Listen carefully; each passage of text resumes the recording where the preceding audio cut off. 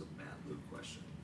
One of the local TV guys put out like a video of what he's like pregame. He's kind of in your ear shouting the entire time. He's very energetic. What is the experience like pregame with Coach Luke when you're going through drills? If you were to describe it. Yeah, he definitely gets us fired up. He still is able to strike that balance, though, of not getting guys. He talks about the edge. Like people say, playing with an edge.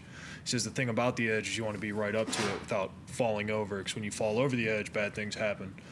So I think he does a great job of getting us fired up, but not getting us, too riled up, or we're going out there and we're like bulls in a china shop. Like I think he still is able to keep us reined in enough to execute with technique. So I really love what Coach Luke does pregame. He gets me fired up, gets me ready to play. So I think he was kind of just blowing his whistle and kind of yelling in your ear. Like how much do you actually hear him?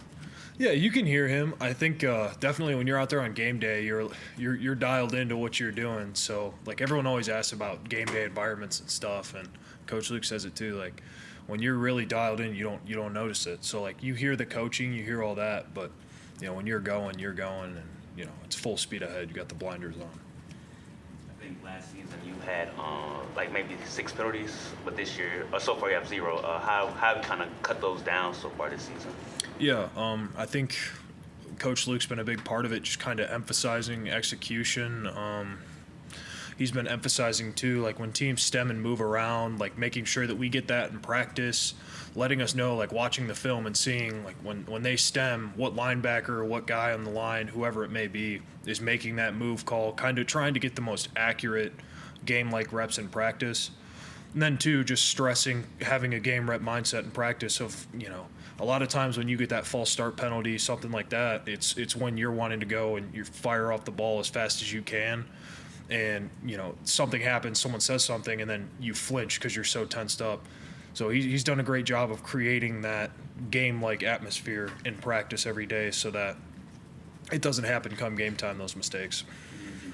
Playing gets tight. How has Coach Luke kind of helped you guys kind of play more freely and to be, like you said, a lot in games?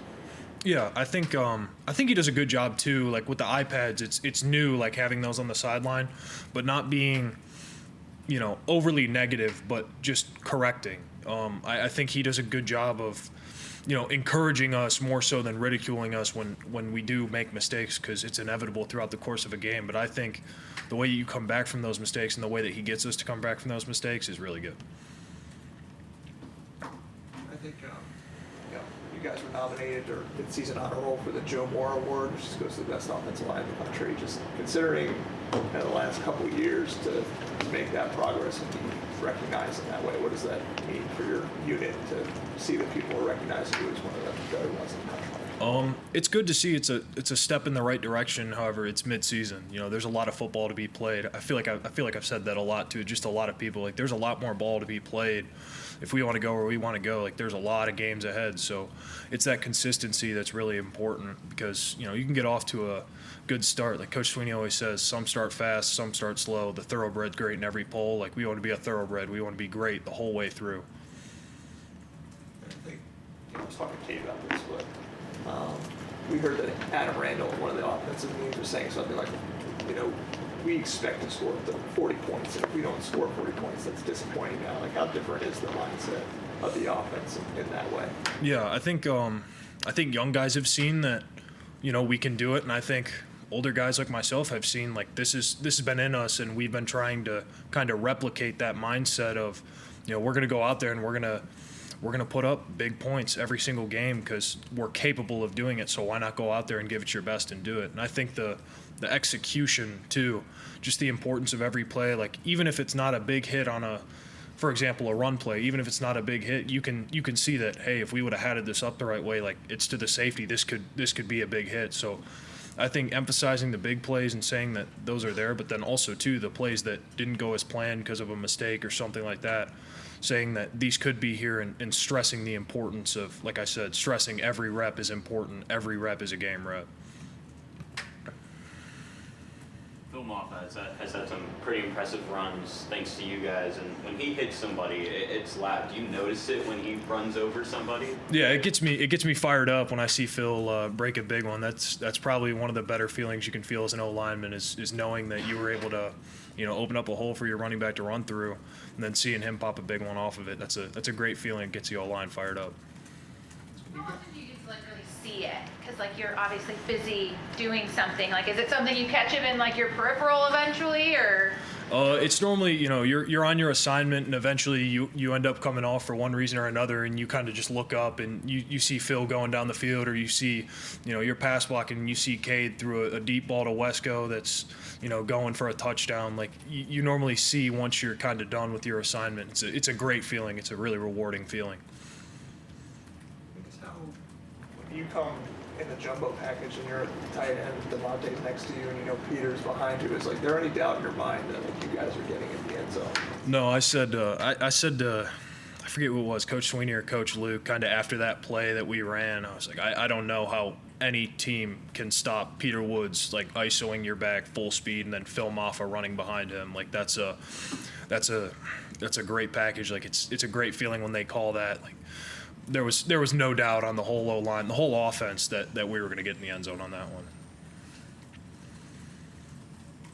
Can you imagine being a defender and having Peter Woods coming at you at whatever miles per hour? Yeah, that would definitely be a rough day. I feel like that's one. If you're a defensive coach watching your guy go against him in film, you kind of just skip over that one and say, stuff happens. It's football. Because he's a freak of nature. C.J. Spiller's going into the Ring of Honor this weekend. Can you just speak to who he is and what he means to you guys as players specifically? Just the example he sets, the person he is. Yeah, I think Coach Spiller does a great job. I think the way that he kind of has the running backs come with us, especially you look at protections like pass blocking, he has the running backs come with us. He emphasizes that a lot, and I think. It shows when we're out there and Cade's able to throw one down the field because he has extra time because the O-line and the backs are on the same page and no one's on an edge. Everyone knows where they're going, they're targeted correctly, and they're executing. I think he does a great job in that. Then also, too, encouraging us O-linemen, when we're in scout periods, when we're in a little inside run period, the backs are with us, encouraging us, getting us fired up because, when we do well, Phil does well, and when Phil does well, the team does well. So everyone wants that. Everyone wants wins. Everyone wants the team to do well, and I think Coach Spiller does a great job, encouraging us. And it's amazing what he was able to accomplish here, and he deserves it more than anyone else. You guys obviously have respect for all of your coaches, but is there a sense of pride, or what's it like to know he was a guy who not only did it, but did it better than anybody, and then also did it here? Yeah, you definitely respect him for that. I think he's cemented a legacy here. It's very clear, and we want to continue the legacy that's been said of having great running backs at Clemson, who run for a ton of yards, a bunch of touchdowns, and we want to continue that up front. And I know Phil wants to go out there and kill it. So. A guy Coach Sweeney's been high on is Elyjah Thurmon. I guess from your perspective, seeing him the freshman work, what have we seen from him that kind of has Coach Sweeney and Coach Luke kind of high on him? Yeah. I think Elyjah's great. I think it's very natural to him, offensive line play. You get some people who come in and it takes a little bit to adapt. I think he took very naturally to it. He's eager to learn. I think he's very smooth too in how he plays. His pass protection and his run blocking, it's very smooth. He's able to move people. He's able to redirect. I think he'll be a great player for us. I think Sweeney said he's the kind of guy who could possibly play all 5 positions. Have you seen that throughout maybe the spring, the preseason, and seeing him playing one of those 5 positions? Yeah, I think he's been able to get reps at a lot of positions: tackle, guard, right side, left side. I think I'm sure if you gave him time to train, he could play center. I have no doubt in that. He's an intelligent football player as well. So I think he's a very versatile, and I think he'll be a very good player. Any questions for Blake virtually? Anybody else in the room? All right. Thank you, Blake. Thanks, everyone. Thank you.